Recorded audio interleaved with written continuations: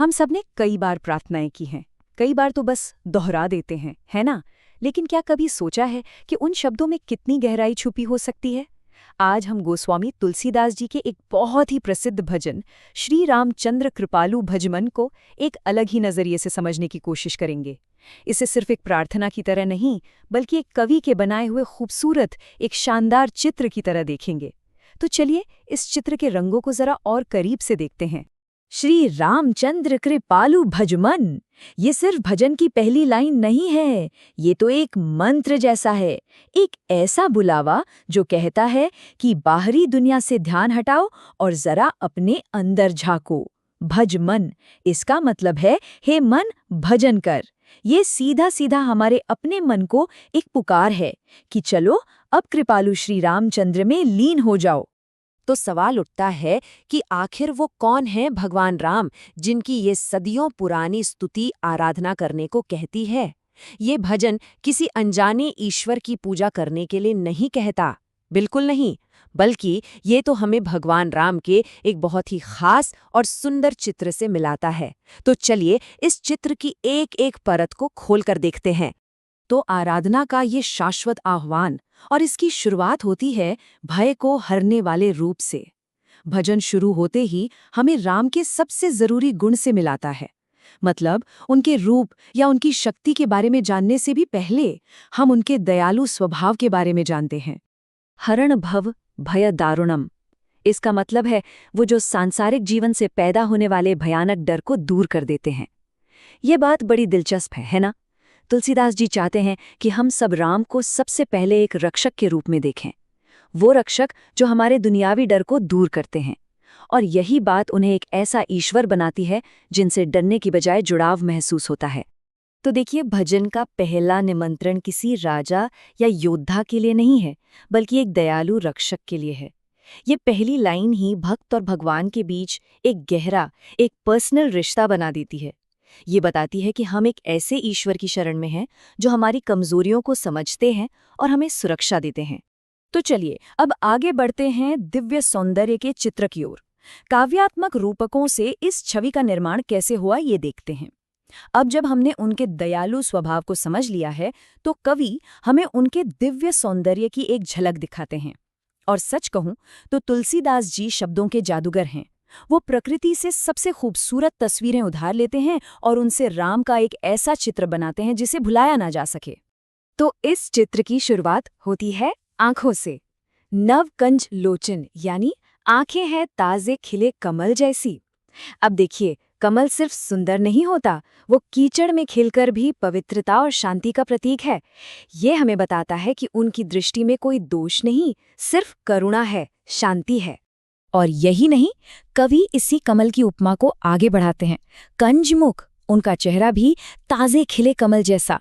ये एक कमाल का तरीका है एक सुसंगत छवि बनाने का, जहां राम की सुंदरता कमल की तरह एकदम स्वाभाविक, पवित्र और बेदाग है। और बात यही खत्म नहीं होती। करकंज, पग कंजुम, यानी उनके हाथ और पैर भी कमल जैसे हैं।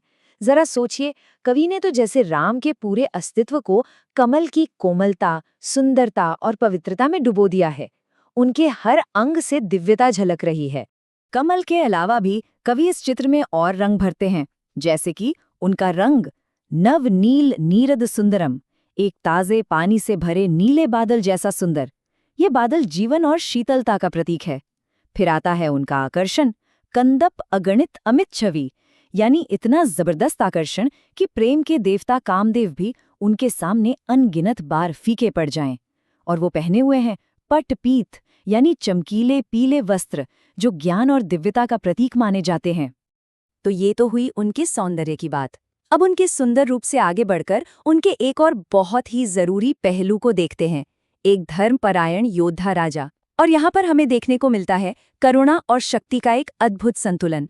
और ये संतुलन ही है जो उन्हें एक आदर्श राजा बनाता है। देखिए, एक तरफ वो है दीन बंधु, यानी गरीबों के मित्र, और दूसरी ही तरफ वो है दानव दैत्य वंश निकंदनम, यानी दुष्टों के वंश का पूरी तरह से नाश करने वाले। सोचिए, जो गरीबों के लिए इतने कोमल हैं, वही दुष्टों के लिए उतने ही कठोर। क्या यही धर्म का सच्चा स्वरूप नहीं है? इस भजन में उनके शाही वंश और उपाधियों का भी जिक्र है। रघुनंद, कौशलचंद, दशरथ नंदनम, ये सिर्फ नाम नहीं है, ये उपाधियां राम को एक ऐतिहासिक और सांस्कृतिक संदर्भ में रखती हैं। जैसे रघुनंद, ये हमें उनके महान वंश रघुकुल की याद दिलाता है, जो धर्म के पालन के लिए जाना जाता था। तो इससे पता चलता है कि वो सिर्फ एक दिव्य प्राणी नहीं, बल्कि एक आदर्श मानव भी हैं। और एक राजा के रूप में उनका चित्र पूरा होता है उनके श्रृंगार से। सिर पर मुकुट, कानों में कुंडल और माथे पर पवित्र तिलक। मुकुट उनकी संप्रभुता का प्रतीक है, कुंडल उनके दिव्य ज्ञान का और तिलक उनकी पवित्रता और आध्यात्मिक जागरूकता का। तो ये सिर्फ गहने नहीं है, ये उनके दिव्य गुणों के बाहरी निशान हैं। हाँ, और ये भी नहीं भूलना चाहिए कि ये दयालु और सुंदर राजा एक बहुत शक्तिशाली योद्धा भी हैं। भजन हमें याद दिलाता है, शर चाप धर, यानी वो अपने हाथों में शक्तिशाली धनुष और बाण रखते हैं। और संग्राम जित खर दूषणम, उन्होंने खर और दूषण जैसे भयानक राक्षसों पर भी जीत हासिल की थी। ये दिखाता है धर्म की रक्षा के लिए उनका समर्पण। चलिए अब भजन के उस हिस्से में चलते हैं जो शायद सबसे खास है, हृदय के लिए प्रार्थना। ये वो मोड़ है जहाँ दिव्यता से बात व्यक्तिगत तक पहुँचती है, जहाँ ये भजन एक देवता के वर्णन से एक भक्त की व्यक्तिगत विनती में बदल जाता है। सच कहूँ तो यही इस पूरी रचना का दिल है। और इस बदलाव को समझने के लिए हमें भक्ति के सार को समझना होगा। देखिए, भक्ति का मतलब सिर्फ पूजा पाठ करना नहीं है। इसका मतलब है ईश्वर के साथ एक गहरा, प्यार भरा व्यक्तिगत रिश्ता बनाना। ऐसा रिश्ता जो दूरी नहीं बल्कि नज़दीकी चाहता है, जैसे एक दोस्त से होता है या एक बच्चे से। ये दूरी मिटाने और ईश्वर को अपने दिल के करीब महसूस करने का तरीका है। और यहीं, इसी मोड़ पर, ये भजन सच में व्यक्तिगत हो जाता है। कवि तुलसीदास अब सिर्फ एक कथावाचक नहीं रहते जो कहानी सुना रहे हैं। जब वो कहते हैं इति वनति तुलसीदास, तो इसका मतलब है अब तुलसीदास कहते हैं। ये एक घोषणा है कि अब जो आने वाला है वो सीधे उनके दिल से निकली एक पुकार है। और वो पुकार क्या है? मम हृदय कुंज निवास कर, मेरे हृदय रूपी कमल में निवास करो। यही है वो अंतिम, वो सबसे गहरी इच्छा। राम के सभी दिव्य गुणों का, उनके सौंदर्य का, उनकी शक्ति का इतना सब वर्णन करने के बाद तुलसीदास जी उनसे कोई दुनियावी चीज नहीं मांगते। वो सिर्फ एक चीज चाहते हैं कि आप मेरे हृदय रूपी कमल में निवास करो।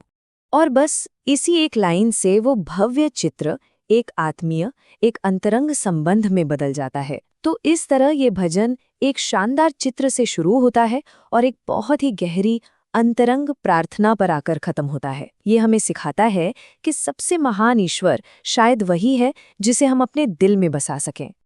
और अंत में ये सवाल रह जाता है कि आखिर कविता की कुछ पंक्तियां सदियों तक आस्था को कैसे बनाए रख सकती हैं? कैसे कला, कविता और भक्ति का ये संगम एक ऐसी रचना को जन्म दे सकता है जो समय से भी परे हो और पीढ़ी दर पीढ़ी लोगों के दिलों को छूती रहे? सोचने वाली बात है ना?